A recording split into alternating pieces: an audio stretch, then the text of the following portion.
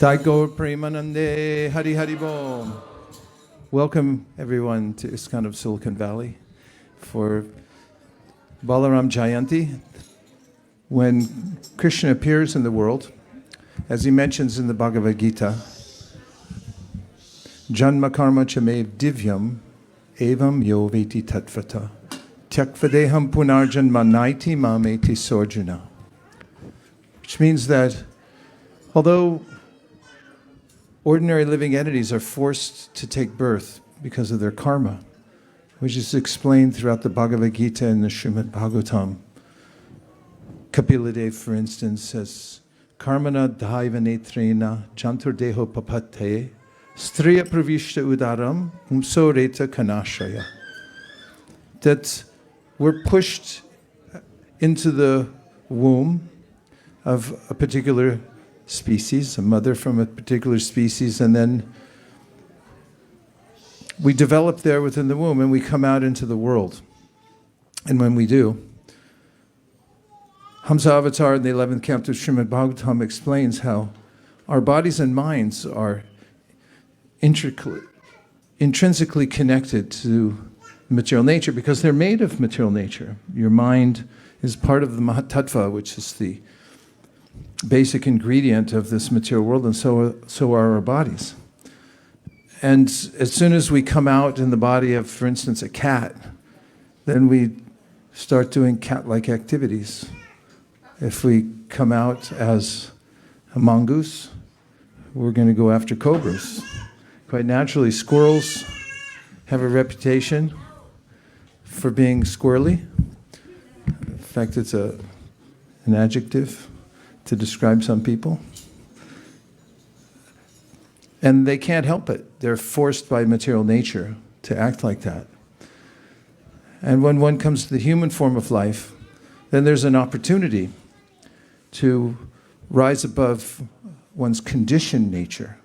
As Krishna describes in the Bhagavad Gita, we have a conditioned nature. I had to follow Krishna in the Bhagavad Gita. It says in chapter 6, you should have a seat that's neither too high nor too low. This one's just right. The other one was a little low.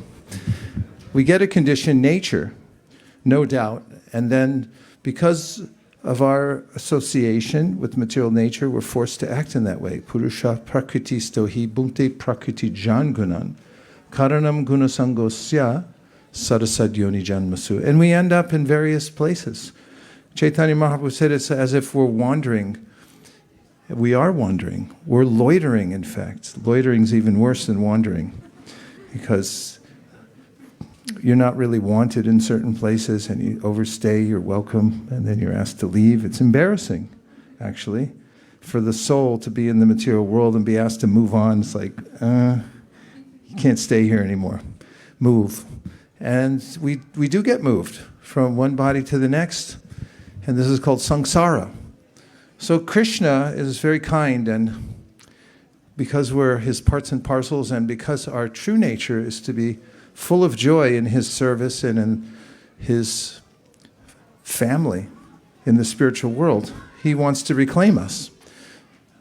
Eko Bahusham means the Supreme has the propensity to enjoy, and enjoyment means variety.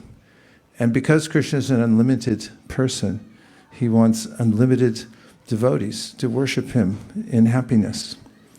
So Krishna has a heart. He wants the living entities to be happy. And he comes to the material world, but he's never part of it. Just as much as if a political person goes into jail for just a photo op. For instance, sometimes a senator or something will go into a jail and the doors closed, but it's a different experience than for a person who's an inmate and has committed a crime and has to be there. The other person gets to leave at the end of the day. However, the others have to stay and serve their sentence. So the material world is a place where we're sentenced due to our various implications in the material nature called karma. We have to pay a debt, can't pay it off. We have to be in a compromised situation for some time. So when Krishna comes to the world, oh, you're all waiting for a seat. Maybe everyone move up by 7 inches. 7.2. So this verse is very important for today. Krishna says, Janma karma chame divyam. So that means the activities he does are different from those who are conditioned by material nature. He's not obligated. And the birth that he takes is by his own sweet will. He's not forced to take birth. And so he goes on to say there, if we can understand his nature, and some of that understanding is really quite natural, just to appreciate that there's somebody greater than we are. There's a sense in the world of trying to put myself in the center and wanting to be the greatest. In any conversation, I'm thinking, how am I going to beat what that person just said?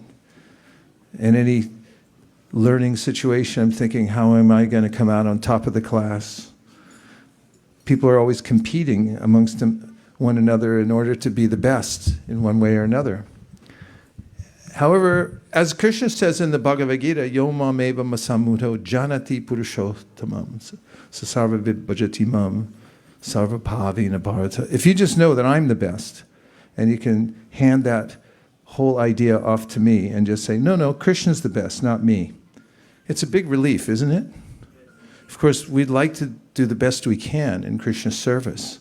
And there's room, of course, for transcendental competition. But the idea that I'm going to become the greatest never works out. Everyone ultimately has to succumb to the time factor and so forth. But Krishna doesn't. So, Janma karma chame divyam evam yoveti tattvata. If you can understand tattva, and this is an interesting word, tat, everyone say tat. Tat means that. Actually, in English, all you have to do is add an H and you have the same word. Tut. And that, it's the same. It comes from Sanskrit, our word that. It's a demonstrative pronoun. It means you're pointing to something and you say that. And what does tattva mean? It means that we have a clear understanding of things that have a nature, and we can point to that nature. So in the Bhagavad Gita, Krishna says, nasato vidite bhavo na bhavo vidite sata ubayor api drishnon tas tvanios tattvadarshibhi. That a tattvadarshibhi, or a person who sees truth, understands broad categories of energy. And one of the energies is wispy. It's here today, gone tomorrow. It's always changing. It's called bhava. Bhava means becoming.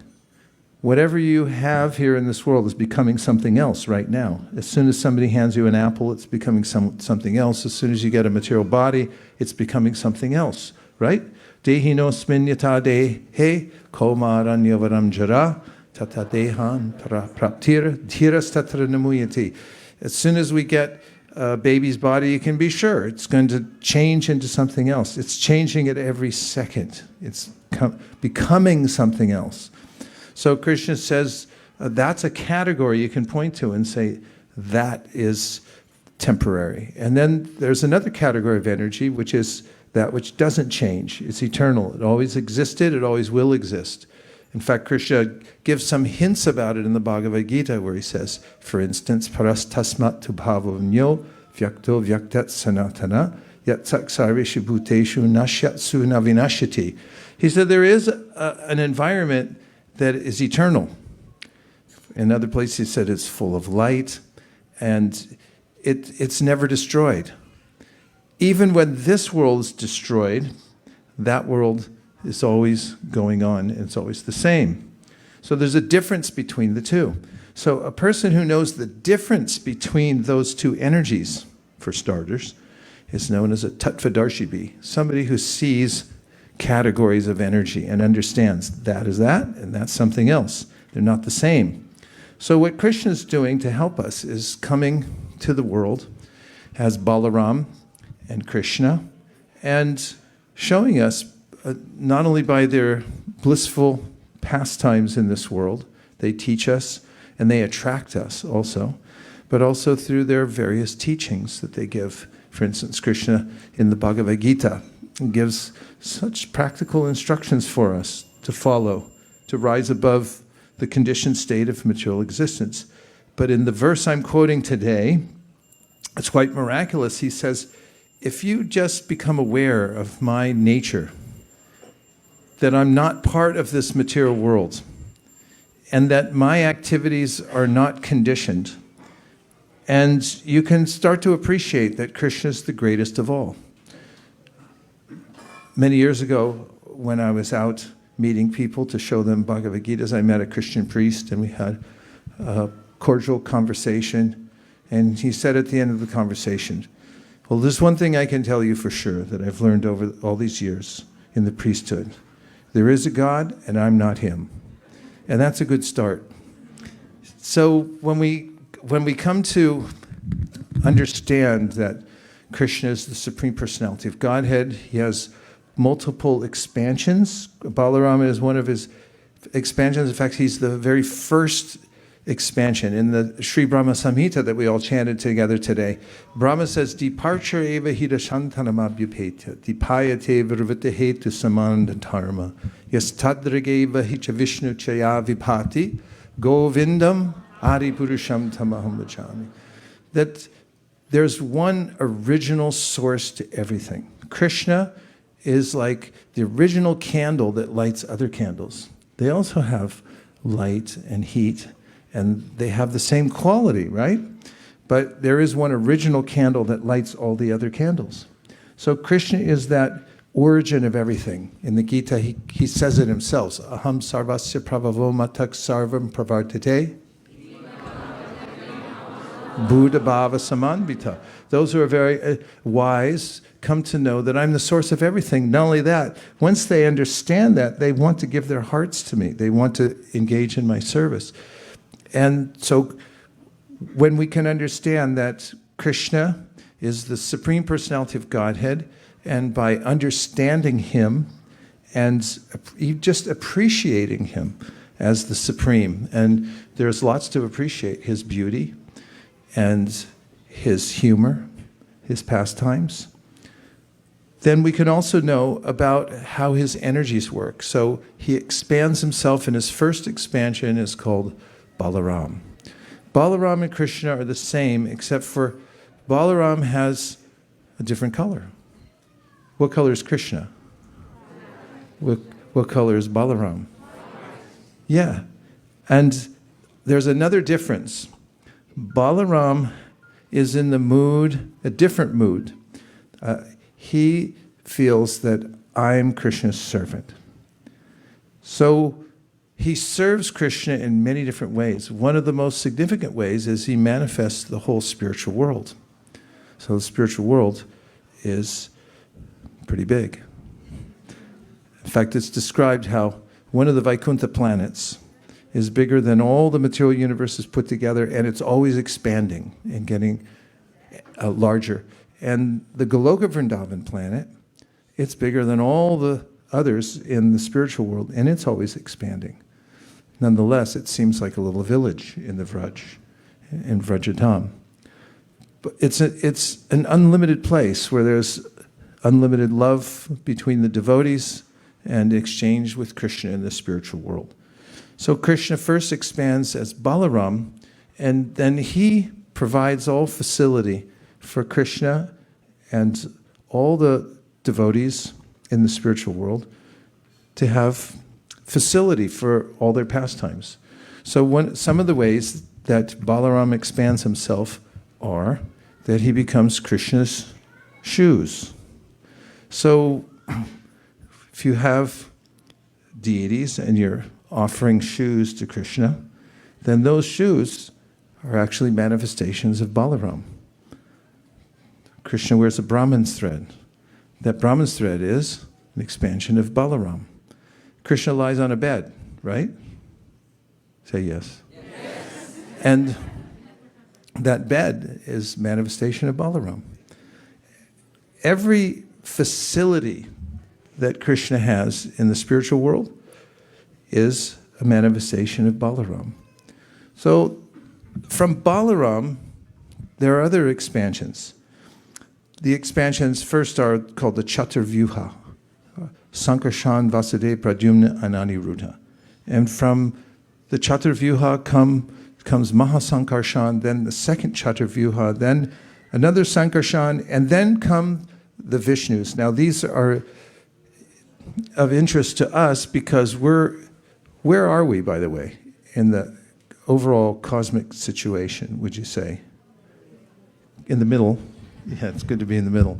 It says in the Sri Brahma Samhita, we heard earlier, Goloka namni nijadamni taleta tasya devi mahesha haridama suteshu teshu te te prabhava nichaya vihitascha yena govindamadi purusham tamaham bhajami. Lowest of all is located Devi Dham. This is where we are right now. We're in the realm called Devi Dham. Anybody know much about Devi? She rides on a tiger and she has a 3-pronged instrument. Do you know what she does with it? Why are you laughing? What does she do? She's poking. So these represent Adhyatmic, Adhibhautik, and Adhidaivik. These are the threefold miseries of the material world. And so while you're in Devi Dham, we get poked by this trident. And above Devi Dham is Mahesh Dham, abode of Mahesh, Lord Shiva. Above Shiva's abode is Haridham. Everyone say Haridham. Haridham. Haridham means Vaikuntha. So Vaikuntha is beyond the material world, and there's something above Vaikuntha. What's that? And it's called Nijadam. It's Krishna's personal abode. It's the place where he's at home. And he's not playing a role. He's just himself in Goloka, or his Nijadam, his personal place. So there are these various graded realms. And in all of them, Balarāma is the foundation. He's manifesting everything. In the material world, we have living entities who are entrapped in Maya, as Maharaj was explaining earlier. So to give opportunity for all the souls in the material world, Krishna expands himself more. And he becomes first Mahavishnu, and then he becomes Garbhodakshay Vishnu and Kshirodakshay Vishnu. So Garbhodakshay Vishnu looks over the Mahatattva, and by his glance, he energizes it. And then he enters into each one of the energized units called the universe as Garbhodakshay Vishnu. And then from Garbhodakshay Vishnu, he expands into Kshirodakshay Vishnu. And where do you think Kshirodakshay Vishnu is right now? Point to him. Okay, everyone point to your heart. He's in there. Krishna says in the Bhagavad Gita, Sarvasya chaham hridisannivishto mattak smritir jnanam apohanam cha vedaischa sarver ahameva vedyo vedanta krid veda vedebadaho. So, in the heart, Krishna's watching each living entity and hoping that he'll become interested in spiritual practice. And if somebody wants to glide down further into the material nature, Krishna tries to stop him. But if he insists upon it, then Krishna gives him facility to try it out and see how it goes. And Maharaj, I think, said earlier, good luck. Good luck with that. How's it working for you? So these are all the manifestations that come from Balarāma, expanding from him into these Vishnus here in the material world. Now, as living entities, we come in contact with Balarāma as a teacher. And some of the ways that he teaches are from within the heart, as we just mentioned. This verse, Sarvasya chaham hridisannivishto, means that Krishna is within our heart. His expansion is there. And it's to guide us. He's our friend. And then also he comes to us through a very interesting energy called Guru Tattva. Guru means one who takes away darkness. It also means heavy, heavy with knowledge. And so in the Shastras, it's mentioned that the Guru is one of the Lord's incarnations. It's an interesting tattva because a Guru or Krishna can act through various ordinary looking types of people to present his teachings to the world and help people. For instance, how many of you have a postal worker that comes to your house and drops off mail? 1, 2, 3, 4. You're not getting your mail? Postal person's a federal worker, has a special uniform on, and is an ordinary person, maybe lives in the same neighborhood as you do, but once he or she puts the uniform on, they're special. They're delivering something very important, and they also, did you know it's a federal crime if you interfere with a postal worker? So be nice to your post person. Give prasadam, cookies, and things like that. So the Guru is also a manifestation of Balarāma. The Guru, there are 3 different kinds of Gurus. One is called Vartmana Parakshaka Guru, the one who first shows one the path in devotional service. The second one is called Shiksha Guru, everyone say. Somebody who instructs how to take up the practice of devotional service. And another kind of guru is called Diksha Guru. Diksha Guru. Diksha Guru is one who gives you the mantra and says, here's your mantra, please chant the mantra. And then the Shiksha Guru explain how the mantra works. So it's kind of like the seed and the watering. The instruction is the water and the seed is the mantra itself. So which is more important, the seed or the water? Ooh. You guys are 1600s on the SAT, right? Yes, both are vital. So Krishna vitally cares for us in all these different ways, gives us an opportunity to come back to him. So we have a great opportunity in the human form of life to develop spiritual strength. We have to have vitality. And that comes from within. In fact, the word enthusiasm means enthusiasm, entheos. It means power from the God within. Entheos. Theos means God, and en means within ourselves. And this is called Bala, Yoga Balena. Everyone say. So you can get Yoga Balena, the power of Lord Balarāma, in some simple ways. They're simple, but maybe not easy at first. But Chaitanya Mahaprabhu taught us that if you chant Hare Krishna, then it'll cleanse your heart.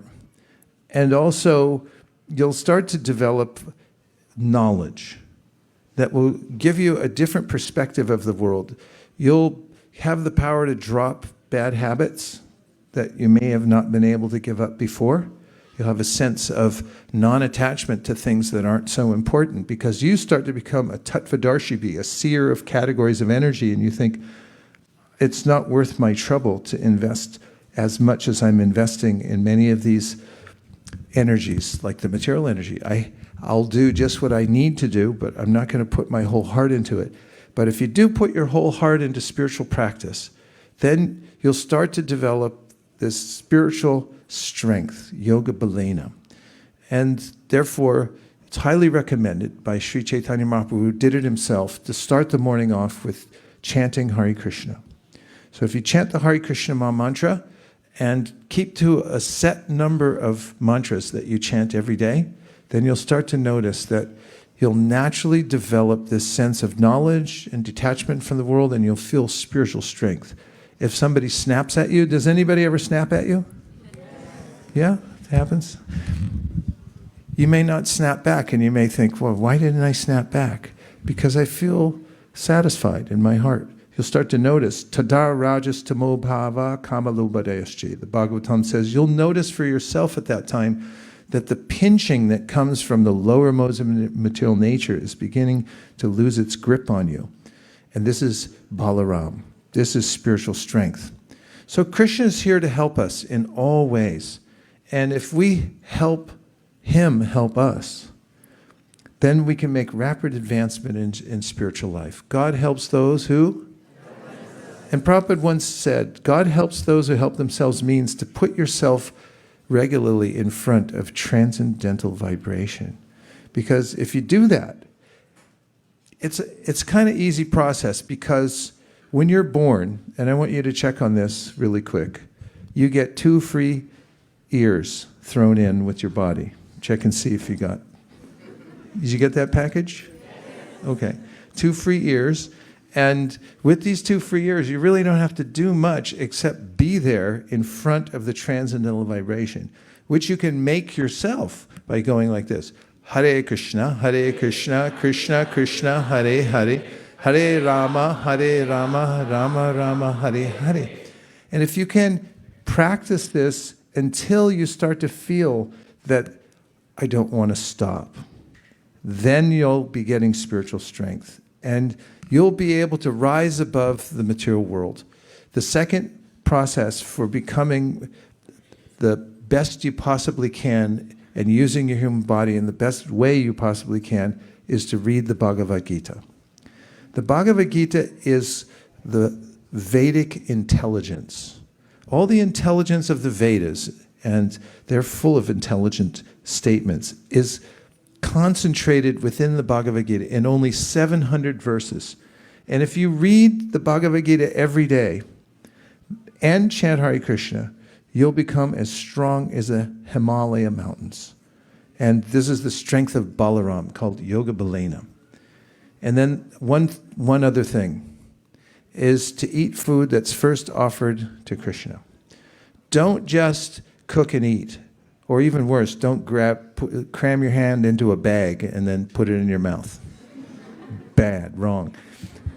Take a minute and make a loving offering to Krishna. And what might happen is you'll start thinking that, well, what am I offering anyway? And then maybe you'll think, well, let me get some nicer things to offer. Some blueberries, for instance. Or some nice things you can cook. And then if you take a moment to offer it to Krishna with love and devotion, and then you eat, then your whole body and mind becomes transcendentalized by eating prasadam. These are 3 simple things. Number 1, chant Hare Krishna. Chant in a consistent way until you feel like you don't want to stop. And that may take a little practice, but it's worth it. If you get to that point one day, one morning, at any time, and you feel, I don't want to stop doing this, you're getting spiritual strength. Number 2, read Bhagavad Gita. If you don't have a Bhagavad Gita, a personal copy, see me after. If you have a personal copy, see me after. I have one to give you for a friend, okay? And I'll give it to you, and all you have to do, if you feel like it, it's not required, but if you give what's called dakshina, just a little donation back, we'll put it in that box over there, and it'll give you strength to read the Bhagavad Gita. You'll be interested in it more.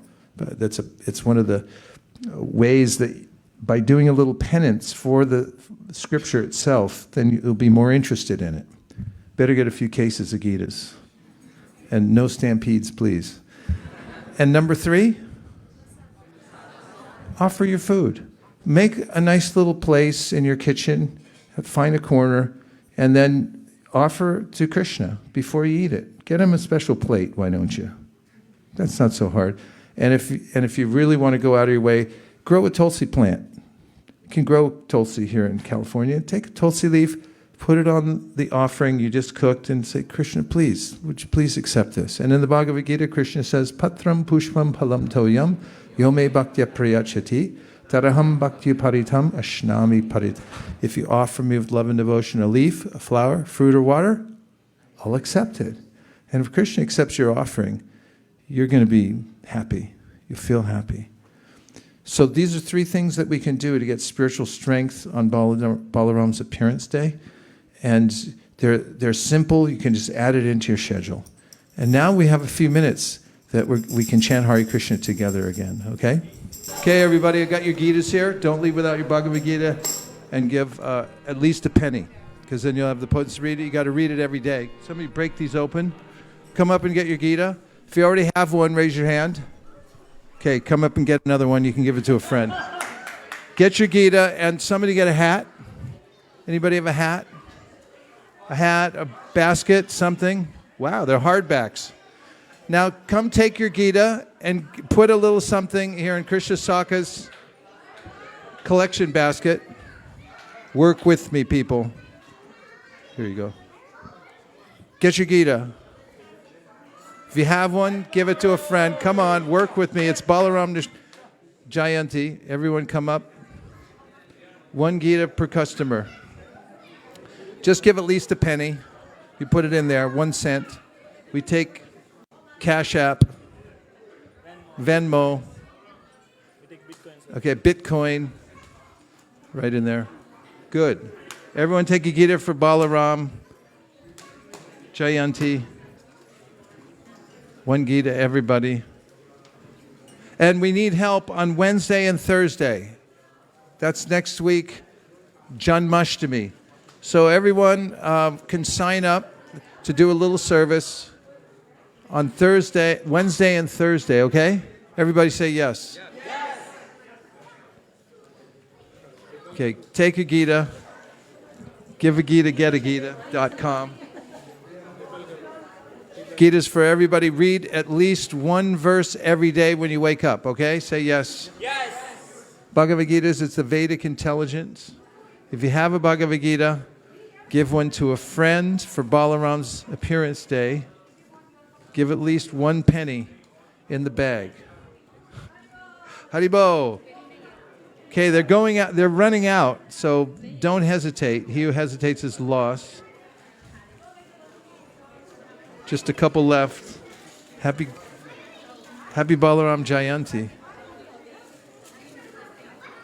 We do take stock options. Hey, Balarāma's helping up here. We got Balarāma on Balarāma Jayantī handing you Bhagavad Gitas. It doesn't get any better than that. Now read at least 1 verse every day of the Bhagavad Gita. It's the Vedic intelligence. If you want to be smart, say Haribo. Haribo! Okay. Then come up and get your Gita. Kunji just got a Gita for Balarāma Jayantī. Haribo. Okay, there's only a couple left for Balarāma Jayantī. Hare Krishna. Only 2 or 3 left. Take a Gita, read a verse a day, at least. If you already have one, give this as a gift to a friend. You can send it in the mail. You can send it overseas. That's what Bhaktivinoda Thakur did. Everyone get 1 Gita. Give a Gita, get a Gita.com.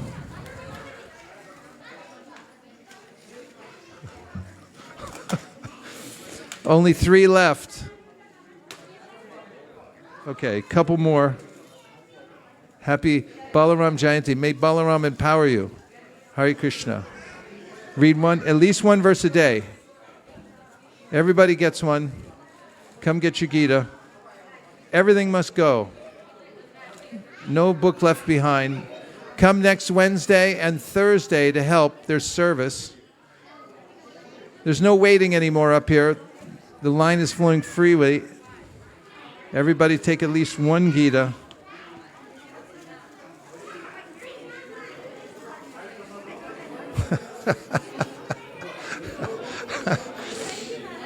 Hare Krishna.